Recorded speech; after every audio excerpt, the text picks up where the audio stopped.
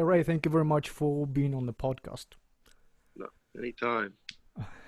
Yeah. Hey, quick question. Did you watch UFC last night? Yes, I did. What fight did you particularly be interested in? Is it Jacare? I mean, I was interested in the Jacare fight, since Chris fought him and he was moving up to 205. And I personally thought he won the fight. Not the most exciting fight, but I gave him rounds one, two, and three. And then I think he lost four and five. I thought it was pretty easy to score. So I was a little surprised. But I thought he held his own. Again, not the most exciting fight, but I thought he did pretty well. Same here. I thought judges yesterday surprised a couple of times. I was surprised by Rua's decision too because Hey, it's Rua, I happened. thought won for sure, too. Same here. Yeah. So how does it typically work? So uh, when you learn that one of your fighters is going to have a fight in I don't know, in a few months, how does preparation look like? Normally we look at the tape, see where we could, where if the guy's got any weaknesses, where we can exploit it. And then, man, you always try to bring in sparring partners that try to match up a little bit with the height and some of that stuff. That's not easy to do. Like in our gym, if you're between 125 and 155, there's 15 really solid guys. There's no reason to even look outside. But the heavier weights, you always got to bring in somebody. We're not that deep as far as the school goes. But those lighter guys, they're one guy's better than the next. They're all looking good, and there's a lot of up and comers. So that's the way we do it. Try to do that as much as possible, and bring in different people, give different looks. And this is in a Longo-Weidman gym, right? Is it where you guys train at? Yes, but it's a little confusing. It's the Serra Longo fight team, Yeah, but I have a gym with Chris, and like a lot of times for the sparring, Matt comes over, and then most of the guys that are fighting go to Matt's for jujitsu. So, it's been working like that for years. I think it's confusing from the outsiders, but me and Matt seem to make it work. So, can you tell me the history of that gym? Like, when did you guys start it? That uh, the Longo-Weidman, yes. I think that was probably about 5 years ago, right after Chris beat Anderson Silva. I think he was looking, to get involved with the gym business. And, I was getting older too. And, he was young, and I figured it was a good mix. And, he'd always have a place to train that was his own. So we didn't have to really go outside and look for other places. So it seemed like it was a good match. And, so far, so good. And previously, you guys had gym with Sarah, and how do you guys, how No, famous? well, no, previous to that, it was just my gym. Okay, So Chris kind of not bought the gym, but he came in, he put a lot of money into it. He redid the gym. He did a great job with that. But before that, it was just my gym. And Matt had two gyms. I had one gym, totally independent. But when the fighters, for the fighters, they go to Matt's and they go to my place. So now me and Chris's place. understand. Yeah. So I've been watching quite UFC for quite some time, and you are one of the most interesting people. Although there is not much about you out there. Like you, every time people interview you, you talk about the fighters, about morals, and I very much enjoyed it. So Yeah. I wanted to learn a little bit more about you. So So let's go. Let's do it. where are you from, man? Where were you born and grew up? I was born in Astoria, Queens, and I grew up on Long Island, That's Williston Park, Long Island. and back then there was no MMA. It's probably were No, boxing. back then, listen, I'm 61. So back then, there were even, listen, back then, like the karate schools, they would open, they would like put white stuff on the windows. You weren't even allowed to look in. Everything was new, and nobody really was interested in marketing and building, like building a school. I think that happened in the 80s, but everything was a little more secretive, I want to say, or yeah, not a good attitude to make money. Nobody really, they were more interested in working out in the art, I think, than making money. And I don't think it was till the 80s with some of the taekwondo places opening up and they started teaching kids. And it was almost unusual to have, I mean, back then, and I could be wrong, this is just my memory of it, there were no 6-year-olds doing martial arts back then, So it was a different period, but it was good because everything was new.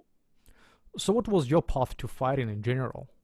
I mean, look, I've always just been a martial artist. I never fought, So, I mean, obviously I sparred a lot in the gyms and stuff like that. But, I started out probably around 14 years old doing a kung fu system. And then probably about 6 years, no, it was a little more after that, I started doing Jeet Kune Do. There was a guy, Paul Vunak, was coming into New York and doing seminars. And then one of the guys that trained out in California, Tom Burrell, was from Long Island, but he went out there kind of like his college education. He spent 4 years or 5 years out there, and then he came back, and then we all started training together kind of in his backyard. And was it like legitimate martial arts? Because I remember there was some tape of people who doing like weird things. It didn't look like. Yeah, no, it wasn't like look, today obviously everything is, you got to wrestle, you got to have Thai boxing, you got to have jujitsu. Back then jujitsu definitely wasn't around yet. We're probably in like 1984, 83, 84. So within the Jeet Kune Do curriculum was a lot of Thai boxers. They always brought in Thai guys out to California.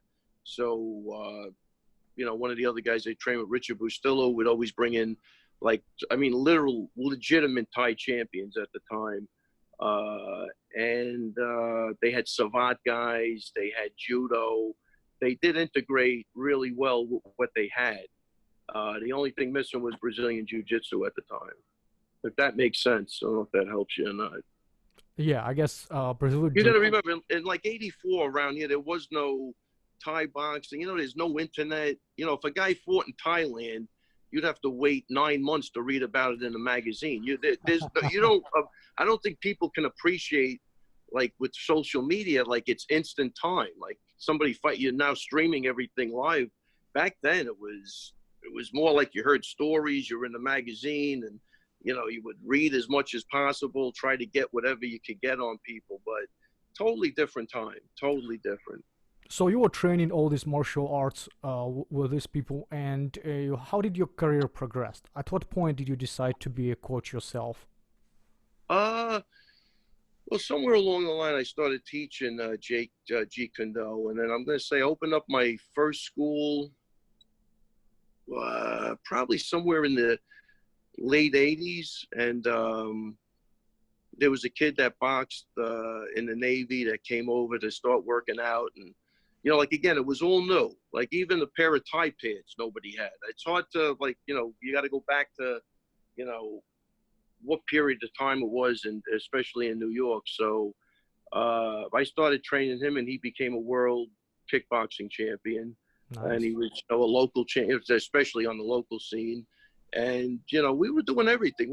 I had a couple of like collie champions, like stick fighting champions. So whatever people wanted to compete, and I was training people for the Golden Gloves, boxing. So I started getting a reputation, I guess, for that. I guess I was older at the time. I was already like 30 something, which back then was kind of old. Now you're a baby at 30, but I don't know. I mean, that was really it. So I had a couple of guys. I had a lot of people kickboxing. I had people, fighting in the Golden Gloves. And again, was this kid Mike Ryan was a real good kickboxer. He became a local champ. Like a New York champion and a world champ. And then when I got a call from one of my instructors from California, he said, "Listen, there's a guy coming in. This guy Greg Kukoc from California. He's going to start teaching Brazilian Jiu-Jitsu. You should get over there. The shit's really good." And I remember him saying, like, a year from today, you'll be way ahead of everybody, because there is no jiu-jitsu.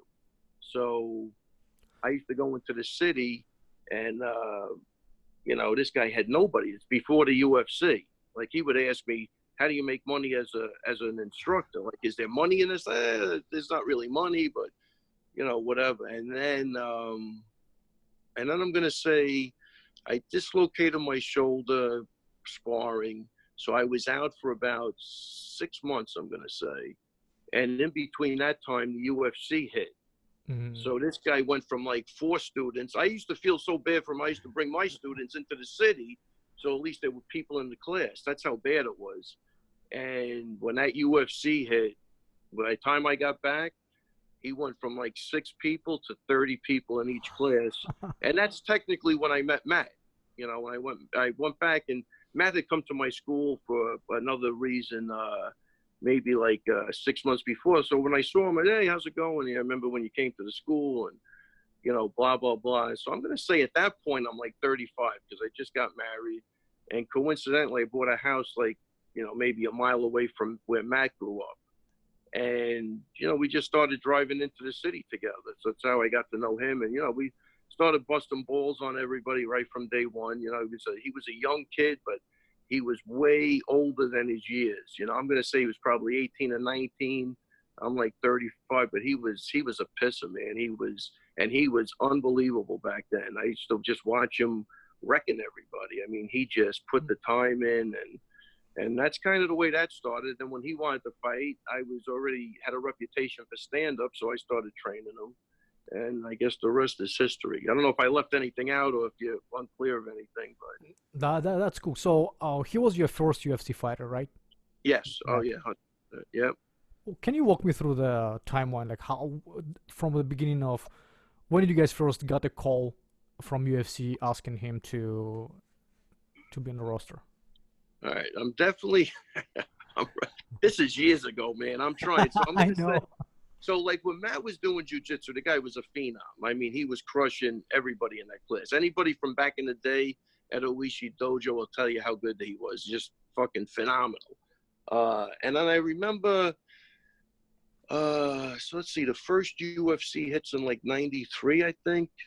And then I tried to get him to do Thai boxing just for his conditioning. Because back then everything was jiu-jitsu. Nobody wanted to know about anything but jiu-jitsu. So I remember he comes to the school and I work him out. And I think he threw up that day. But his conditioning started to go through the roof. And that conditioning, I do believe, helped him with his jiu-jitsu because he was fucking relentless back then. So it all started to come together. And then I think he went to Abu Dhabi, beat Jean-Jacques Machado, and, Wow, he beat Machado? He beat Jean-Jacques, yep. Holy He moly, I didn't know beat a that. lot of. He beat Gomi, and then basically went to the finals, and that's a story for another time. But technically, he won Abu Dhabi that time. And then I guess he got the call. He was fighting on the local circuit. I was promoting shows also with my partner Lou Neglia, and we probably had about 7 or 8 fights. And then the UFC called him, and I can't even tell you what year that was. He would know better than me, but it had to be late '90s, I guess, maybe like 5 years after. It was probably UFC 28 or UFC 30, so it was pretty new. And he got the call for Shoney Carter, and that was, I remember going to New Jersey for the fight, and that was it. Yeah, they were like a little bit ups and down, and then somehow he ends up in the cage with George St. Pierre. Well, look, that's the beautiful part of the story. So, look, back then, like Matt was fighting for no money. So he fought because he loved to fight. That's number one. Number two, he had a lot of ups and downs, and then he got cut by the UFC. And if he didn't get cut by the UFC, this probably conversation would never even be happening right now. Because when he got cut, I remember him calling me. We were deciding on what to do, maybe go to Japan for fights. And he got a call from Joe Silva saying they're thinking of doing this comeback show for Tough 4. All right. So we already had Blue Como on Tough 2. So now Tough 4, he gets the call. He goes, look, this is my last hurrah. We got to do this. And, I got to get in shape. And it was, again, Tough 4. The winner got $100,000 from Zions. And it was like $100,000 to win, $100,000 from Zions, and a shot at the title. I believe that was it. And then we just hit the gym, man, and we just, got him, into his best shape as possible. And, again, he went on to beat Chris Lytle in a close fight. And then he got the St. Pierre fight, and nobody gave him a chance in hell because George was a killer at that point, still is. And that's it. He ended up, I think you saw a guy with nothing to lose, and he was gonna make the most. He made the most out of that situation. That's the moral of the story. That he came. He got cut. He never stopped believing. He never quit. And once he got his opportunity, man, he went for it. So you you were cage side. I'm curious what goes through your head when you see the referee step in the fight. Uh, yeah, look, I'm horrible. I'm nervous. I'm more nervous than he is for sure. But I remember him looking up at me and saying, because I said, man, you're going to have to knock this guy out to win. And he goes, I'm airing this shit out. That's all he said. And that's it, man. He went out and we kind of knew. I mean, he broke a guy's jaw in the gym with headgear on, and he knocked a couple of guys out. So nobody really knew he had power at that point because they just viewed him as a jiu-jitsu guy. So we kind of knew that going in, that George didn't think he was going to stand up with him. And we had no intentions of ever going to the floor in that fight. You know, we knew we wanted it. So I brought in good guys for that, fast guys. Anything George could do well, we had an answer for. And it worked out well for us that time. So this was a time when George St. Pierre was one of the, I mean, he had a Yeah. reputation of one of the GOATs, right? Then Yo, without a doubt. you had the similar situation with Weidman versus Silva, right? Yeah, What? 100%. I mean, I don't even know, maybe even worse. You know, I think the difference was Weidman was an accomplished, wrestler. He was an All-American Division I wrestler. So it wasn't as big as an upset because he had a skill set. Like, I think Mhm. Matt was by far the biggest upset in UFC history, or it was. Weidman was a big upset. I don't think it was bigger than that. I mean, because I do think some people gave Weidman a chance in that fight. St. Pierre, nobody gave Matt a chance. Nobody. I remember I'd do an interview like this, and I'd say, "Look, Matt, he's not an easy guy to hit." They'd start laughing, like they thought it was a fucking joke. I was like, "Wow, this is really really bad." Like it was bad, bad. But with Chris, I think there were people that believed he could win, but it was still a big upset because Anderson Silva, I mean, at that point had a highlight reel from hell. I mean, he was humiliating people. That some of the Yes. knocks he had, it was crazy. So, but I think because Matt really paved the way for these Long Island guys to believe in themselves, and anything could happen, and we were used to being the underdog. It all worked out well. You have quite a few very good fighters, and Yes. some of the more famous we just covered, Serra and former fighter Weidman. Yeah. Al and Aljamain are the ones who are all over all over the. Yeah.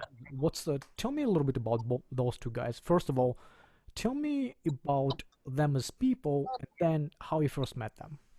Uh, Man, first off, look, all the guys that are in the UFC, I love. I mean, they're all great guys. And I remember we still got Matt Frivola's in there and a kid from the Republic of Georgia, Merab Yep. who's just the salt of the earth. He's kind of really almost the heart and soul of the gym. I can't speak enough good things about this kid. Um, yeah, Al and Aljo, just great guys. Everybody's very close. I remember the first time Al came to the gym. We had another guy that was in the UFC bringing this guy Costa Filippo, brought Al to the gym, and he sparred at the time George Soteropoulos, and he was maybe 18 and 19. I was like, wow, like George was almost at that time was picked to become the next 55-pound champ. He was on a roll, and Al was on fire, man. I said, man, I really like this kid, and man, then he just started coming to the gym, and I started training him, and I just liked his work ethic, and he was just a great guy and very skillful too. And on any given night, he could probably beat anybody. That whole division is like that. On any given night, probably 5 or 6 of those guys could become a champion. So I mean, that was Al, and Aljo. I think probably came over because of Al. He came out of college, and he just again grew into just being a really nice kid who's doing really well for himself. I watched these guys really grow up since they're 19, 20. It's crazy. Everybody's doing great, and they're all just nice kids. A pretty super close team at this point. Yeah. So you've seen MMA developing over the pretty much the history of the sport, right? You've been around. Yeah. How do you see it changing? Well, look, you got guys starting to train younger and younger. So they're kind of coming in, pretty with skill sets. And like, if you break it down, boxing, Thai boxing, jiu-jitsu, wrestling, you know, there was always a couple of weak areas because people, you know, like Matt was fighting. He was just a jiu-jitsu guy. He didn't even have time to develop the stand-up. It was all on the job training. And when Chris came to me too, he just had been a wrestler. He had to get the jiu-jitsu down and the stand-up. But now guys are kind of, they're starting younger. So you see a more complete skill set when they go in there. But honestly, man, it still comes down to being able to do the basics better than everybody else, to me. You know, like a lot of stuff is good. Some stuff, some of the fancy stuff is good, but you still got to be able to just throw solid combinations, have great takedowns, great takedown defense, submission defense, good jiu-jitsu. It's a complete thing, but it all goes down to who can do the basics extraordinary, to me. So, if you were to recommend young kids to who want to be an MMA one day, what basis martial arts would you suggest them to start with? I would start with, look, on Long Island, the wrestling programs are phenomenal because we got like a lot of kids programs. These kids are in there 24/7 at 6 and 7 years old. So you're watching them compete at an early age. So the wrestling on Long Island and a lot of other states, Jersey, that really, the programs are incredible. So I would, you know, I think that's a really important skill set to have. You know, for being that young, it looks like they can get away with, instead of boxing and doing stuff where they get hit in the head at an early age, which is no good. I would start them with wrestling and then eventually wean them into like a kickboxing, Thai boxing type of environment. Are there any fighters outside of your gym who you actually really enjoy watching? I mean, there's a lot. I mean, I love watching Frankie Edgar fight. I think we saw a good fight with Zabit and Calvin Kattar. I mean, I always love watching Anderson Silva fight. Yeah, I like a lot of. I don't want to leave anybody out, but I mean, I really like watching a lot of people. There's a lot of super talented people out there. You know, Max Holloway. Who doesn't want to watch him fight? You know. Yeah, boy, Jose Aldo. When Jose Aldo was with the WEC with the leg kicks, and just a killer. You know, I mean, he was great. Yeah, a lot of people. Understand. I kind of was watching your Instagram, and I've noticed that you play guitar. Yeah, I try to play guitar. But I saw you were playing. I was like, oh, where did he find time doing that? Like, what's the? Is it like a hobby or something? Well, no, definitely that's a hobby, and it's my form of meditation. Like, that's how I could relax a little bit, and I think it keeps my brain fresh. And there's something about guitar and the martial arts that I think really goes together. There's a lot of creativity, and you know, like, again, everybody has 5 basic punches, but everybody expresses that differently. You know what I mean? Everybody, you know, on the guitar, you got a couple of scales, but man, you hear guys get in that thing and man, it's totally different. So it's taking like the basic stuff and expressing yourself in different ways. So I think there's a huge connection. You see a lot of martial arts guys love music and they love that type of stuff. And again, like, I'm getting older, so I like to challenge myself with different stuff, and the guitar is the way I do it. And again, that's, instead of meditating, it's my form of relaxation and using my brain in a different way. And some other thing seems like you're doing is you're in the movies. Again, that's another thing. Listen, it's so far out of my comfort zone that I love it. How's the lasagna? It's good. Harry Connick likes the frickin' lasagna.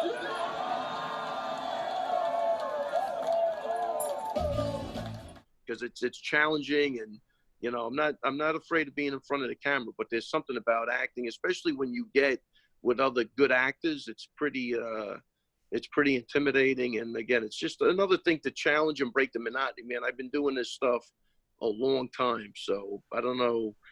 I don't think there's anybody that's been doing it longer than me at this point, consistently. So for me to venture out and do some of this other stuff is a great way to, you know, break the monotony and have some fun. But how did you get there? Is it somebody reached out to you, asked to be in a movie, or what? Yeah, I was teaching a guy that was directing a movie, and he said, "Why don't you come down? You want to come down and be like a background guy?" And I was like, "Yeah, you know, I'll do it." And then when I got down there, the director was like, "Oh, we got to get this guy in there. We got to give him some lines, and we got to, you know." And that's how it kind of happened. And then from the people that were doing that movie, then I did a couple of short movies after that. that I got some speaking roles. I got to do some martial arts in, which is pretty cool. And you never know, man. I might take that a little more seriously. Depends on what happens in the next year or two. But I do enjoy it, and it's fun, and it is challenging because it's totally different. And you know, again, I like that little challenge and not being in your comfort zone, because this stuff I think I could do with my eyes closed now. Yeah, and is there like a link where we actually can watch the full movies or something? Because I saw this small parts and I actually enjoy it. I'm like, man, Yeah. No, that was a good. No, that one I put up was. Maybe it's the best part that you put in. That's why. No, I only put. That's the only part. I put my part in. That's it. But I was. I mean, they put that in the LA Short Fest. I gotta ask. I don't know if that's up. And the other one, I didn't even put up, which was good, which was really good. But then there was like the producer was suing the guy. You know, there was like a lawsuit, so that thing got shoved. This business is crazy. So I have no patience for the other side of that business. I show up. I like to do my thing. But there's another one that's really, really good that we haven't put anything out, but it was based on a real story, a murder in the 80s in the Bronx, which you would, that was a good one, man. That was a really good story. It's just, I got to see if there's any way I could get that up, you know? So, and the other one, if you want to watch, is The Brooklyn Banker. You can get that on Amazon. Brooklyn Banker, yeah. I'm a banker. I want to see that. It's interesting. Oh, yeah, and that's based on it's a mob movie based in 1973 Williamsburg, but based on a true story, believe it or not. Oh, interesting. Yeah. Yeah, you'll like it. And the lead guy is the guy from Ballers that plays the agent, Troy Garrity. That's Jane Fonda's son. He's a great dude. I think he does a great job in there, and you'll see a lot of the old Sopranos guys in there, and it's good. I think it was a really nice picture for a small budget. Let's go. Keep that jab moving, Al. Keep moving. Right to the body, Al. Body. You see the liver shot. Liver. There you go. Nice. Perfect. Nice try. Let's go. Keep moving. Hey, you coming to my movie? Yeah, your movie. What? You have a big part? Do you have any speaking lines in this movie? It's all in the facial expression. So that's a no. So you don't have any lines in this thing. No, but you're gonna plug the movie, right? Dude, hey man, listen. We got the guys fighting. I'm a fucking busy guy. I got a podcast, my show with Dana. I got stuff. I'm busy. So you're big time to me. I'm big time in you. I promised the director you were gonna plug the movie. Dude, do I give two shits about your director? All right, you're gonna call him. Go, call the director. Oh! Give me a takedown! Federico. Yeah, you're gonna have to talk to him, man. He doesn't want to do it. Okay, cool. Thanks. Get a takedown in! Go move! Nice! Stand up and takedowns. Who is that?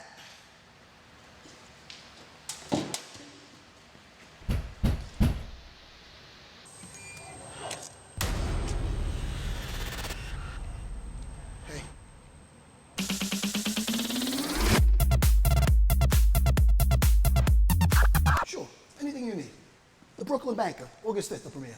I'm gonna put it everywhere. Twitter, Snapchat, fucking Facebook. Is MySpace still a thing? I'll put it on MySpace. So you just draw the parallels between martial arts and the guitar, right? Yeah, 100%. Do you also see the parallels between movies and entertainment and what martial arts are becoming, particularly? Well, yeah. That I don't want to do though. The music and the martial arts is beautiful, and there is the entertainment thing and fighting I'm not a big fan of, to be honest with you. I like just go in, do your business, you know, and get out of there. You should be judged on your merit and how good you fight, instead of how loud you're barking and how much money you can make for somebody, which unfortunately there's a business, so it means something, but I could do without all the circus antics. Yeah, I like the fact that your fighters kind of stayed away from all this nonsense, and it was nice to see. And the way Al actually handled his former conflict with UFC was fantastic.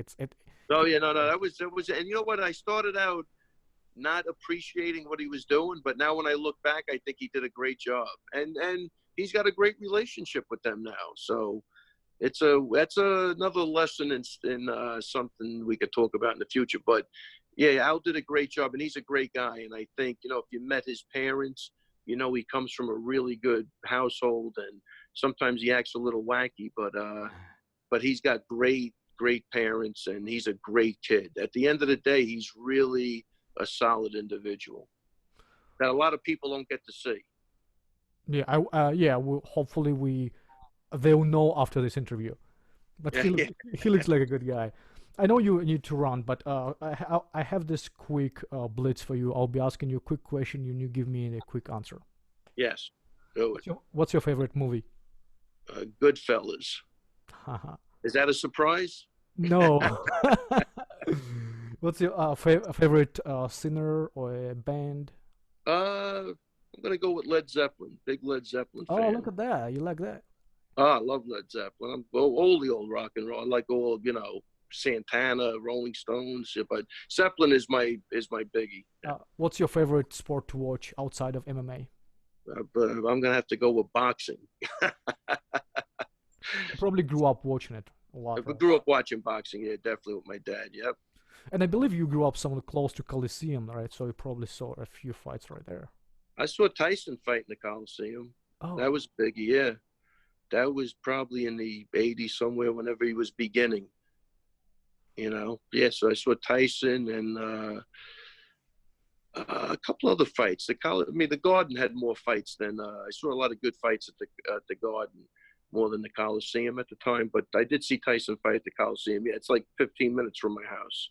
Oh, fantastic! Yeah, you obviously were affected by that. What's the first item on your bucket list?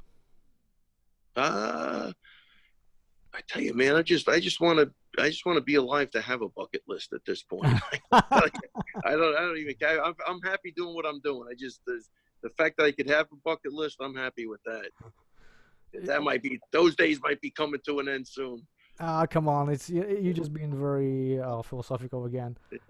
You have kids, so I was wondering, what would be your life advice to them? But you know, again, I think between me and my wife, we set a great example, just working hard and always believing in yourself. But really, I think the best thing you could give your kids is a good work ethic. I think that's huge, and that'll always take them wherever they want to go. So I'm really blessed to have two great kids, and they're doing great. So my wife did a good job with them. Great. Well, Ray, thanks very much for your time. I appreciate it.